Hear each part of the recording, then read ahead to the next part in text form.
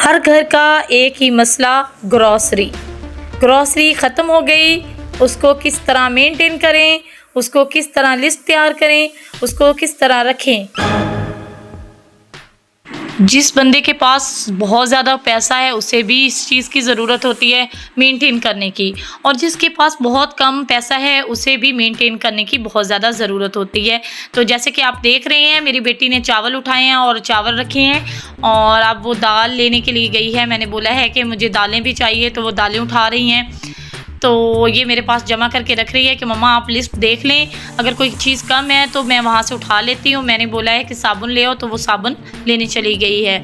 तो हम ये सारी चीज़ें किस तरह लो बजट के अंदर अपने घर को भी मेंटेन करेंगे। हमारी अगर सैलरी बहुत कम है तो किस तरह हमें उसको अरेंज करना है, चीज़ों को अरेंज करना है, पूरा मंथ कैसे गुजारना है, इसकी डिटेल मैं आपको आगे चल के बताती हूँ। अभी आप देख रहे हैं कि वर्दा किस तरह से मुझे हेल्प कर रही है सारी चीज़ें मेंटेन करने में।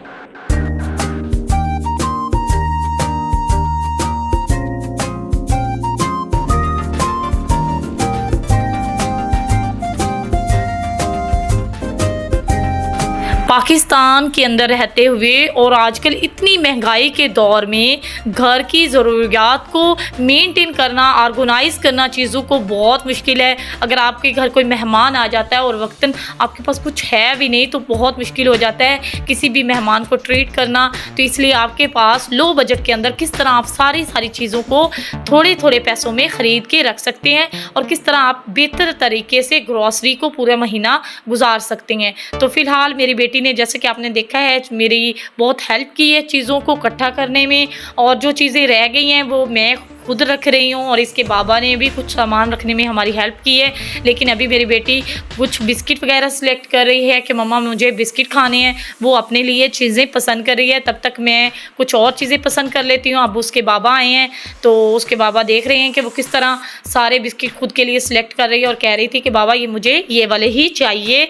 तो बाबा उसकी 100% हेल्प कर रहे हैं। तो यहाँ हम वक्तन वक्त आपके साथ शेयर करेंगे कि हमने क्या सामान लिया और इतनी कम पैसों में कितना ज़्यादा सामान हमने ख़रीद लिया है। तो आएँ आप लोग हमारे चैनल को देखते रहें, हमारे ब्लॉग को अगर आपको पसंद आ रहे हैं तो लाइक, शेयर और कमेंट्स लाजमी किया करें, और वर्दा के चैनल को फुल सपोर्ट किया करें।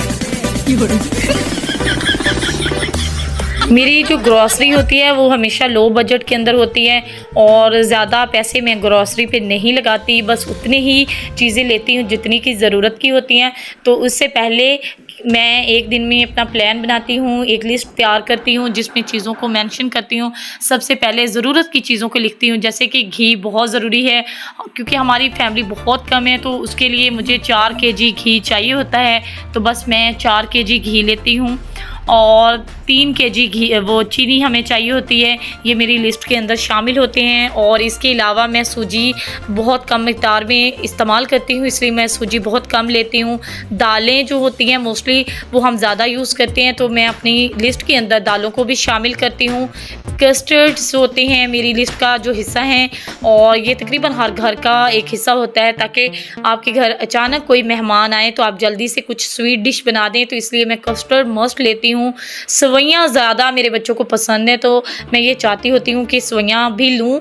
अब ये देखें, वर्दा अपने बाबा को अपने साथ लेकर आ रही है, और उसे ये था कि मैं सलंटी खा लूँ। तो मेरी बेबी को सलंटी भी बहुत ज़्यादा पसंद है।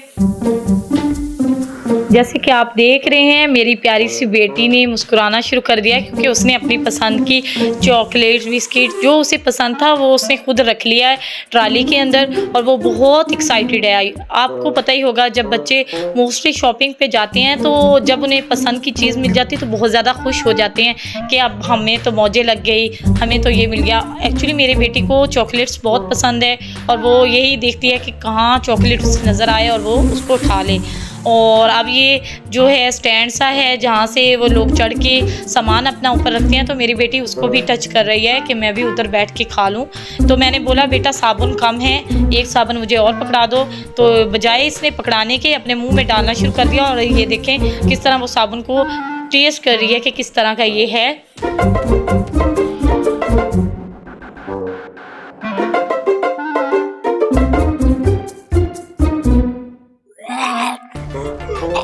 तो बेहतरीन जो प्लानिंग होती है वो एक कामयाब ज़िंदगी के लिए बहुत ज़्यादा ज़रूरी होती है, क्योंकि अगर आपकी प्लानिंग ही नहीं होगी, आपके पास कोई प्रॉपर लिस्ट नहीं होती, तो आप बेतुकी चीज़ों को भी उठा के उन पे भी अपने पैसे वेस्ट कर सकते हैं।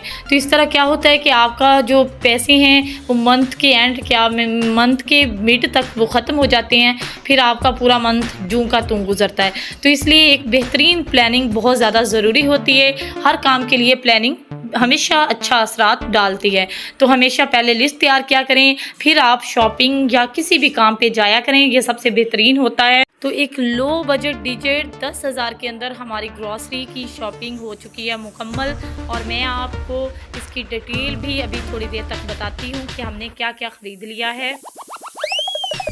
अब हम वापस अपनी गाड़ी में सामान रखा है और हमने बैठना शुरू किया। वर्दा ने आइसक्रीम की जिद की है, तो इसके बाबा अब आइसक्रीम बनवाने लगे हैं। हमारा सामान से भरा हुआ है, 1 बाय 1 मैंने अब चीज़ें सेट कर ली हैं।